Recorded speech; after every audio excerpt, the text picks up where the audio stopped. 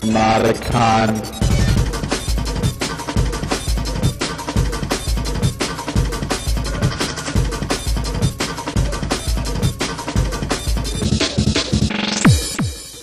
My name is Rick Wash, and I'm currently a PhD student at the University of Michigan.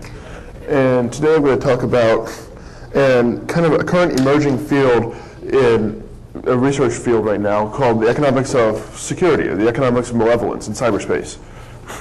And this field kind of studies what makes people do things in security. So why do products sell or don't sell?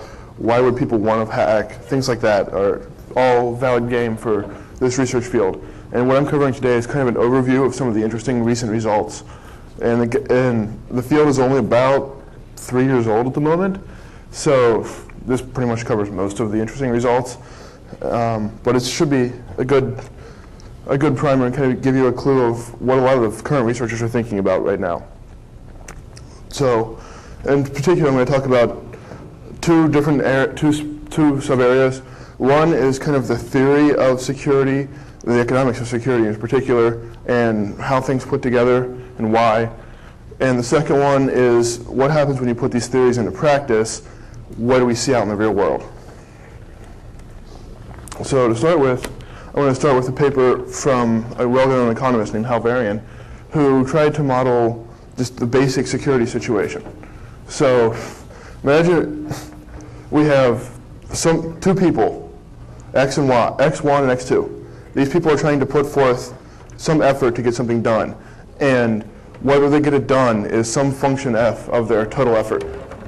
So you combine these two efforts in some way to get the total effort, and then this is the value if they get it done. And then each of them has their own cost for putting forth effort. So putting forth effort is more costly, but it might pay out. So this is the basic model we have. And then there's 4 different ways of effort. What happens if the total effort is what matters? So if you and I work together, the total amount of our effort is what determines our total payout. The next one is a best shot case.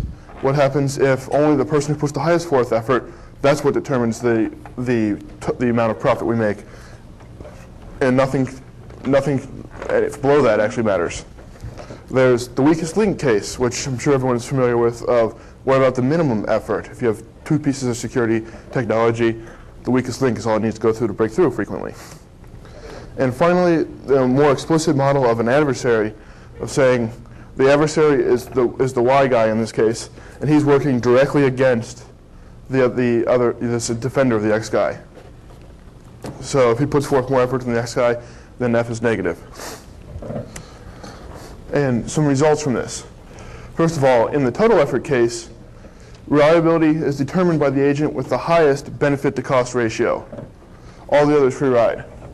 So in this case, in the model, you end up with whoever's got the most benefits per cost. So if I get more benefit, then if I put forth a little bit more effort and you put forth a little bit more effort, but I get more benefit out of that, then, which basically means I have a lower cost of putting forth effort, then I'm going to put forth all of the effort, and you're going to slack off and do nothing, which in economic speak is called free ride. And it turns out that in this case, that's actually too little effort. Ideally, you want both people putting forth some effort, and you'd have a little bit more effort total than what people are individually incentivized to do. So this is a dichotomy between what the individuals would choose and what the group should choose. In the best shot case, it turns out that the guy with the lowest benefit to cost ratio is the one that determines the total amount of effort. All the others put forth the exact same amount of effort as the guy with the lowest benefit to cost ratio. And it turns out this is as good as the group can do, which is a nice result. In the weakest link case, the reliability is determined by the guy with the highest benefit to cost ratio, all the others free ride. But in this case, too much work is actually exerted. If the group as a whole would choose, they would actually choose less because someone else would be doing it, because someone else with a lower benefit to cost ratio would be working. Finally, in the adversarial case, you get some very interesting results. What really matters is how the cost-benefit ratio of the defender compares to that of the attacker, like in the other three results. And it turns out if the cost-benefit ratio is lower, the attacker gives up, and the defender does just enough security to keep him from attacking him. However, if the cost-benefit ratio is higher, then the defender works his ass off, and the attacker keeps doing as much security as he can to make sure he's going to have to work hard to get in. So, and you actually kind of see this in the real world. If they're actually going to get in, you're going to be working really hard. But if you're a mom and pop that they're not going to attack because your benefit to cost ratio is lower, or their benefits are less because you're not worth very much, then you end up doing just enough to keep them away. So this is a very simple model that turns out to have very interesting intuitive results in the real world. And one of the main reasons I included this is to kind of show no one in this room seemed to me, when I looked around, flinched when I gave the definition of adversary as the guy who's working exactly opposite goal of you. And this is the normal definition of adversary when we do security. He's the guy who wants to get into my thing, I want to stop him. There's exact opposite goals. And this is actually the only paper that I know of that actually has that. In economics, they tend to model people as self-interested agents. And what that means is everyone's out for their own good. I want to get as much money as possible. Cameron wants to get as much money as possible. When that happens, when you understand people that way, you get a lot more insight into why they might be attacking you. And that turns out to be very important to understanding why things happen. If someone's trying to get to your database, it's not because they don't like you. It's because they want to profit on their own. Sometimes there is this adversarial relationship. A lot of denial of services or defacements, for example, have that property. But in general, it's because people want something of their own. It's not because they don't like you and are specifically working against you. You just happen to be the one that has what they want. So another example I'm going to go into is some theory about how much should security cost.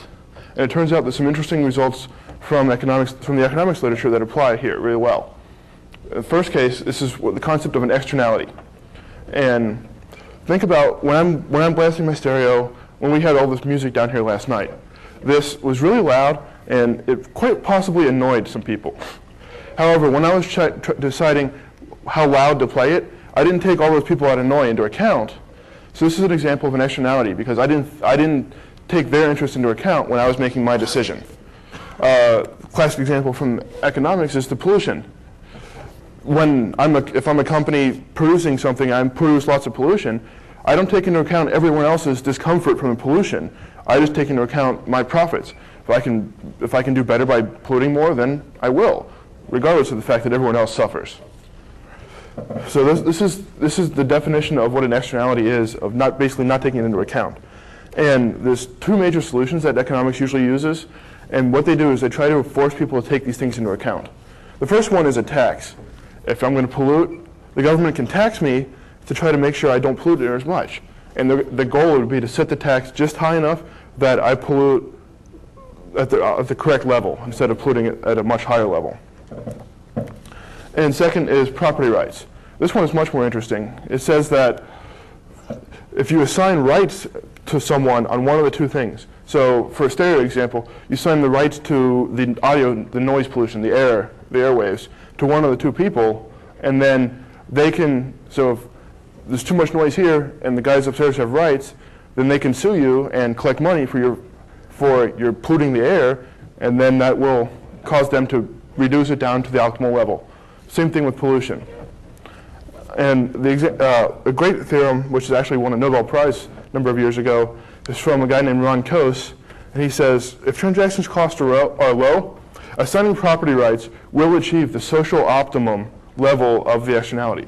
So if you assign property rights to the polluted air or the polluted lakes, then the people who have those rights can sue the polluters, and it turned out that you'll get the socially best level of pollution, where you balance the harm that's being caused to the environment with the good that's being caused by someone actually making something. Furthermore, when the costs are low, it doesn't matter who you assign the rights to. Whoever you assign the rights to, the other person will start negotiating. And as long as the cost of negotiating is low, then it can work out quite well. Security is a great example of an externality. Think, for example, of the compromised machines that are used as zombies to attack others, like the eBay and Yahoo denial of services that happened a number of years ago. So, in this case, when I was deciding how much to secure my machine, if it was used in this attack, I didn't take into account the possible harm that could be caused on eBay and Yahoo. So this is a great example of an externality. Firms don't incorporate all those possible other uses against other people. Because I and a million other people were insecure, eBay and Yahoo had security problems. If we were secure, then they would have been fine. So this is a great example of an externality. And this, in general, this results on an underspending on security from a social welfare perspective.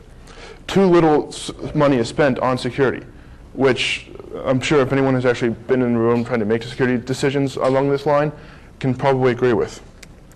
So one possible solution would be to assign property rights in security.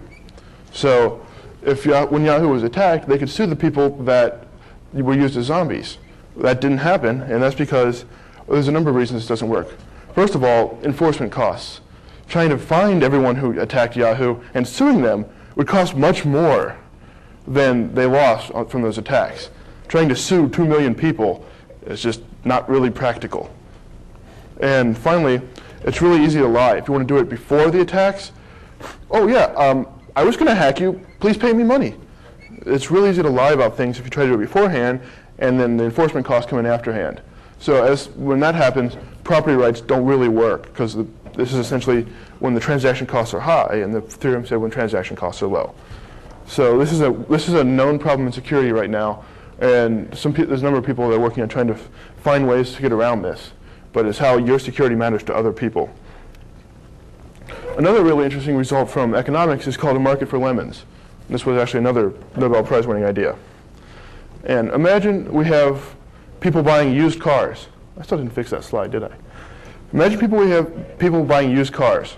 So on the left, you have someone trying to sell a number of used cars. They range in value somewhere between $100 and $1,000. And then we have a bunch of people trying to buy used cars. And their opinion of how much the car is worth ranges from $100 to $1,500. And in general, the buyer thinks that the car is worth about 1.5 times what the seller thinks it's worth. So if they both knew exactly what the car was and got to play with it, the buyer would think it's 1.5 times as much as the seller. So the average